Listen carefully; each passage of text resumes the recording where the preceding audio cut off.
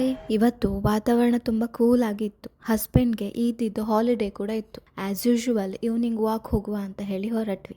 ರಜೆ ಇದ್ದದ್ರಿಂದ ಸ್ವಲ್ಪ ಲಾಂಗ್ ವಾಕಿಗೆ ಹೋಗುವ ಅಂತ ಹೇಳಿ ಅಂದ್ಕೊಂಡ್ವಿ. ಹೊರಗೆ ಬಂದ ಸ್ವಲ್ಪ ಹೊತ್ತಲ್ಲೇ 2-3 fighter jet back to back ಜೋರು ಸೌಂಡ್ ಮಾಡ್ತಾ ಹೋಯ್ತು. ನಮ್ಮ ಏರಿಯಾದಲ್ಲಿ ಯುದ್ಧದ ಎಫೆಕ್ಟ್ ಅಷ್ಟು ಇರದಿದ್ರು ಕೂಡ ಆವಾಗವಾಗ ಈ ಫೈಟರ್ ಜೆಟ್ಗಳಂತೂ ಓಡಾಡ್ತಾ ಇರ್ತವೆ. ಶಾಪಿಂಗ್ ಮಾಡ್ಲಿಕ್ಕೆ ಏನಿರದಿದ್ರು ಹೀಗೆ ಒಂದು ರೌಂಡ್ ಮಾಲ್ ಸುತ್ತಿ ಬರುವ ಅಂತ ಹೇಳಿ ಅಲ್ಲೇ ಇದ್ದ ಮಾಲ್ ಒಳಗೆ ಹೋದ್ವಿ. ಸುಮ್ಮನೆ ಟೈಮ್ ಪಾಸಿಗೆ ಹೋದದ್ದು.